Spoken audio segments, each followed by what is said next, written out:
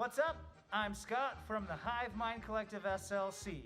September 26th, September 27th of 2020, Mountain West Hard Cider invited us to be part of their event, West Oktoberfest. So we decided to put together a little show we're calling Bier Stories. It's starring you. It's all about these fun beer stories that you have in your past that these folks were willing to tell us. So, have a look-see. What's up? I'm Casey Jackson. This is my beer story. Actually, it's about the first time I ever went to Oktoberfest, the one up at Snowbird. Never been up there before, and we're just like, me and my wife had been going through just some hard financial times, but we were just like, screw it, let's go up there and have some fun. So we went up there with my friend Tim and his girlfriend at the time, and just went up and had a lot of fun, and we drank so much good beer, and we had a lot of fun, went on all the rides, and spent way too much money on paying for all of the professional, all the nice rides, and the mountain coaster up there and the sky ride and things that made me scared out of my wits. But later that night, we were so hammed, we met up with our friend Seb, and his friend was hanging out. We went back to a hotel room and we made blanket forts, and the blanket forts was probably the best part of the whole night, just getting drunk and having fun with your friends inside the room. We just propped up coffee tables and all sorts of crap to make blanket forts while we were getting drunk. And that was a pretty awesome night. Anyway, that's my story. It's Michael Poli, P-O-L-I, the first four letters of police. So it's an easy one to remember. Right on. So What's your story, dude? my beer story starts all the way back in 1989 when I got a job working at the third microbrewery to open in California, Willett's Brewery in Napa, California. I started there as a busser. I moved up to become a server when I turned 21 and a bartender. And once a month, part of my bartending training, I would make brew with the beer master once a month. Worked out there for a number of years. Also one of the unique things about there, I used to meet Michael Jackson there regularly. Most people think he's a singer, but he's actually a beer critic. But we were early enough in the microbrew business that he would come to our restaurant once a year. And he'd have brats and the tail wagon pale ale. But anyways, fast forward a couple more years, the reason I'm telling you this story now is I moved to Utah in 1992. And so with years of working in microbreweries and restaurant experiences, I went to the only microbrewery in town, which was Squatters. And I went in there and I told them my experience and that I wanted to work at the restaurant. And they informed me that I couldn't because I had long hair.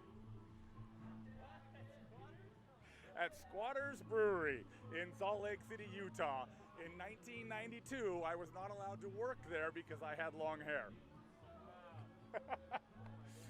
So I ended up getting a job at Ruby River Steakhouse instead as a cook, because again, they wouldn't let me work in the front of the house with long hair, but they let me work in the back of the house. And after a year working there as their best broiler chef, I made a deal with them that I was either going to quit or they'd give me a bar shift. And with that compromise, they said we have to change our corporate-wide policy to allow people with long hair to be in the front of the house. Ruby River Steakhouse was owned by Sizzling Platters, which owned all of the Sizzlers in Oregon, Washington, Nevada, and Utah. They changed their corporate policy so that I could get a job in the front of the house. So that's my long-haired beer story. My name's Elise. I'm from Chicago, and this is a story about me being drunk in Chicago and getting a little rowdy. So there's this bar called Porn and Chicken, or they have Porn and Chicken Night. I can't remember the name of the bar. My bad. It's escaped me right now. No, the Evil Olive, which is spelled the same forward and backward.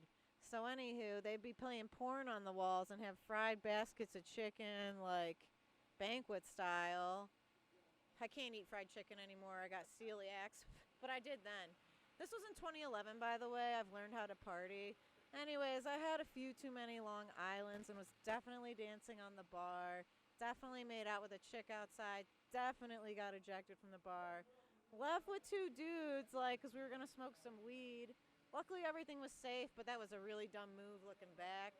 And to cap the night off, I lost my wallet with $400, my cards. Oh, and my cell phone. Oh, and my parents were pissed.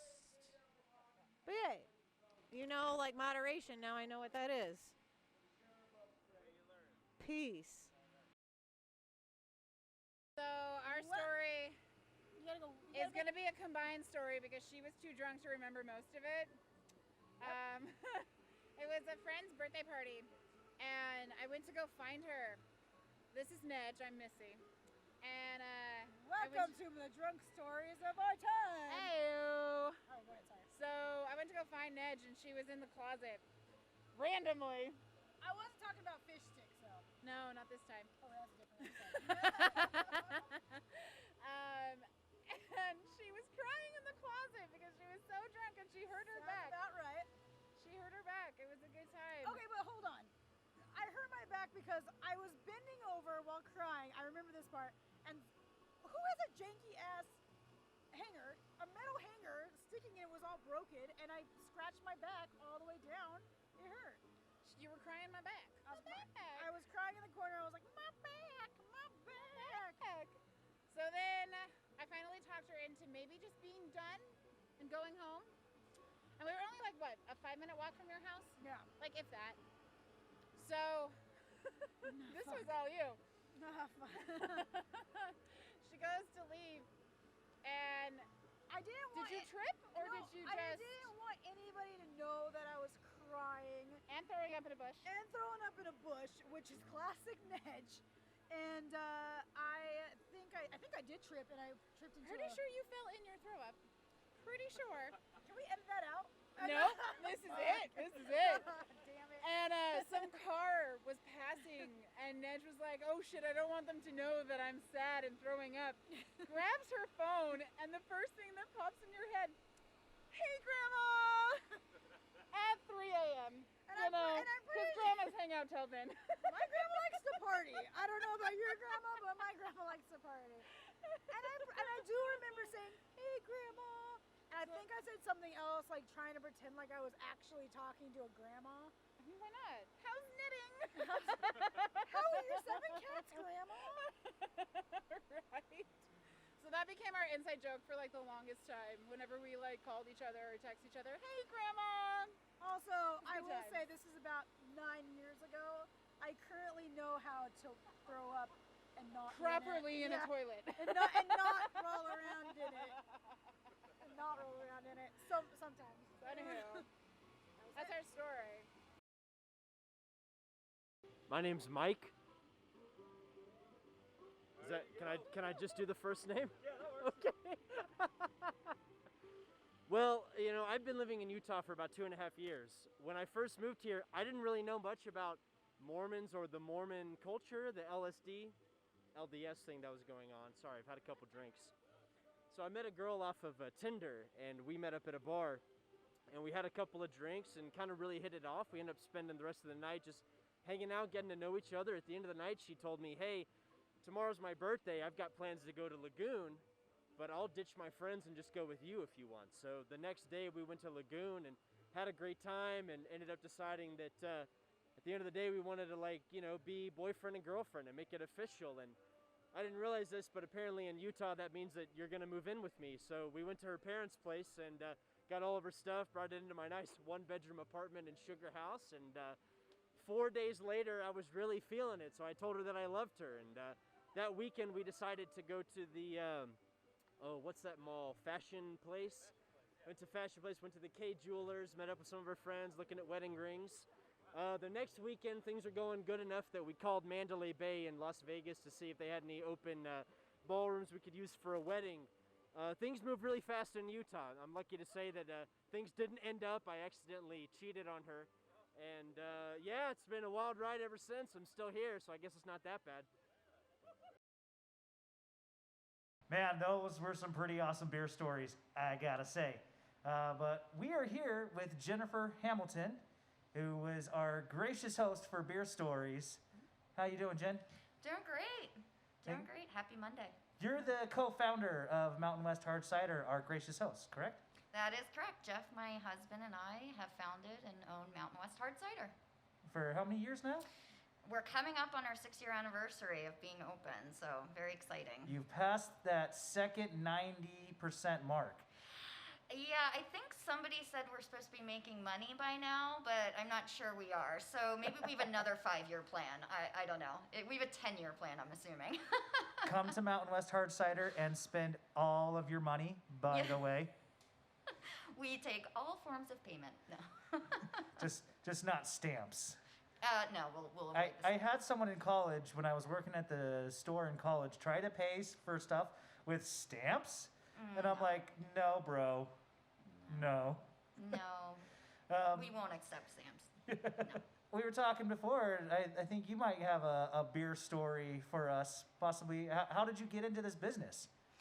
It's funny because it is kind of related to a beer story, in that I am not a beer drinker. Don't get me wrong, I will throw one back, but you kind of have to twist my arm to get me to enjoy a beer. I've always kind of struggled with beer, so it got me into hard cider, which in my opinion is beer-like without all the uncomfortable gluten and bloatedness that I would get from beer. So. Well, our founding fathers, they were more cider drinkers than they were beer drinkers. Safer than drinking the water. Thank you for all that you do for us and our cooperation in the Hive Mind. We are generally here quite often doing not board game nights, trivia, pub trivia here at the Garten, part of Mountain West Hard Cider. Anything else? I'll just leave with, since it's beer related, Red's Apple Ale is not a cider. Educating the community every day, one day at a time. I'm sure you get that so much. Yeah, you believe more than you believe. All right, thanks, Jennifer. Thanks, guys. My name is Fathom, and I've been around the industry here in Salt Lake for probably the last 6 or 7 years or so. I think my most memorable story that has to do anything with beer is probably the time that 2 of my customers at a bar that will remain unnamed effectively dialed 911 on themselves and got themselves legally trespassed from the property the night of a huge snowstorm because they were too drunk to be served, and after they were politely denied service and offered free food, left and came back and tried to push past security, so security does what it does and kind of moved them out the door, and they were livid and started screaming that they were going to call the police, so they did. They dialed 911 and were so upset to be told that it's private property and they probably shouldn't be drinking anymore, and if they wanted to keep pushing the issue, they could get a public intox ticket. And that, to this day, remains one of the most poignant, like, some people's children moments. Like, you learn a lot about people when they get drunk, and it's really impressive, honestly. That's all I have. This is Nedge again. I'm Rosa. But this is how we became actual, like, call each other on the phone, text each other, and, like, actually know each other, friends. Give a jacket to a bitch kind of friend. Yeah, that kind of friend. So, we were like, what, 23, 22-ish? No, so I think we were like 25, actually. No, I don't think so. Because I didn't meet you when I was 23.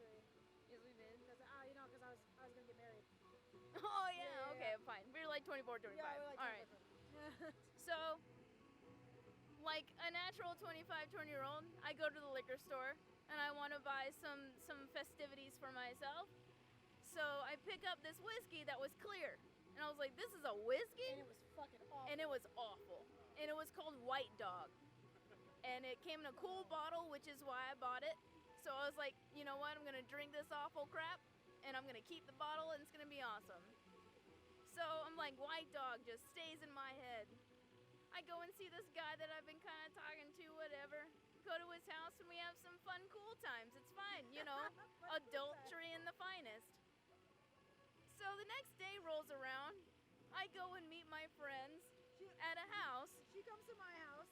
Yeah. We're actually making Halloween costumes. Yeah, at that point, we're standing in the kitchen. We're the first time we've ever hung out by So ourselves. we're standing there. And I noticed a bottle of White Dog sitting on the counter. No. Yeah, it was on the counter. I- Oh yeah, you told me about it. So You told me about it. I was in the kitchen and I was like, because it was kind of awkward hanging out with somebody for the first time. and making friends. So I was like, so I had sex with this guy last night, and then I was like, worst alcohol I've ever had in my life. And I was like, oh, what was it? Do you know? She's like, it was white, and it was in this bottle, and I have no idea. I know. And I'm like, could what? be anything. And she was like, but it was like a whiskey, but it was clear. I'm like, it was a whiskey, but it was clear? She's like, yeah. I'm like, was it called White Dog by chance? She's like, yeah, it's something about a stupid puppy. And I'm like, oh my God, was it this dude? She's like, yeah, why do you know? And we're like, dude, it's been 10 hours. So basically, it was only 10-hour apart fun time play for both of us. and then we said, do you want to do karate in the fucking garage? And we've that's been how we friends. became friends. Give your bitch a hoodie, friend. Yep. Give your bitch a hoodie, friend. Also, don't ever Don't drink that ever alcohol. drink White Dog. It's nasty. It was back a number of years, and that when my husband was drinking beer, and I would go with him to the pool and watch him play pool. And every time his beer would get halfway down, his brother-in-law would fill it back up. And he'd keep doing that so much that by the time we left, my husband was as drunk as a skunk, and we had to pour him in. And I had the nickname of the peeker over there because I would sit and watch pool, but I'd be sitting against the wall. And you know how you turn when a door opens? Well, I turned when a door opened, and it was the men's restroom. So they would sit there and tell me that I'm the peeker, and I'd lean way back just to look in the men's restroom. Okay, I'm gonna say my side because I'm the victim. The wrong side. The, This is our origin story. the wrong son died, Dewey. The wrong son died. So That's how we met. when I was 18, I was 18. I went to a really cool guy's house named Dan Brower's house. Are we name dropping? Oh, I guess it's Dan, dude. That's fair. And there was like 7,000 people there. And Name drop. anywho, I walk in and I'm like, holy bananas! There's a ton of people here. And then Dan comes up. He goes, do you want to drink? I had a friend with me. You guys want to drink? I'm like, yeah, hell yeah. So he hands me a bottle of vodka or It something. was vodka. And so I'm drinking, and then, sorry, Missy. Here comes fee-fi-fo thumb. Right behind me is Missy. Who's drinking my whiskey and vodka? And she goes, are you drinking my vodka? You know, high voice like Missy does. Bitch, I didn't know you. And then I was just so, literally with the bottle, like, hey, Grandma. Like, and she's just like, I just want to know your name. What's your name? What's your name? And I was like, shit. In my head, I'm like, I'm gonna have to fight. I'm gonna have to fight this giant person, and I don't know what to do. And then she's high voicing me, and so I just do the only thing I can do, and I was like, oh hey girl, like what's up? What are you With a doing? huge ass smile on my face. By the fucking way. Don't know who you are. Still yelling high voice. Go ahead. No, okay. Okay, my side of this goddamn story. So, I go to a party, and like, again, we're 18. I barely have, like, I'm working maybe like 12 hours a week. So I have not enough money to buy a plastic jug of vodka. So it is my plastic jug of vodka, goddammit. I walk up to the kitchen to get my plastic jug of vodka, and someone I don't know, who I'm perfectly fine with, like, drinking with, is drinking my vodka. But bitch, I need to know your name before we share a drink. But of you my got shit. super high voice, and then I you always get high voice. went right behind me like you were gonna beat me up. There were so many people I couldn't move. How was that my problem? She was terrified of me, and I am a gentle giant. The moral of that story is you become friends and you drink more of her vodka. You become friends and you drink my vodka. But I gotta know your name first. It's not I did think for 1 second to give you a fake name because I didn't know how the night was going to go down. That would have been hilarious. Because I was like, And then like 2 months later, I've been like, no, that's Noelle. no, that's Tiffany. Tiffany! Tiffany! Gotta go. That would've been And that was it. And that was our story. That's how we met. I almost beat her up. Supposedly. Here's my beer story. 3 words. Après ski beers. That's it. A story by Alex. Mic drop. ALEX. Hello, my name is Scott Millett, and I got a beer story for you.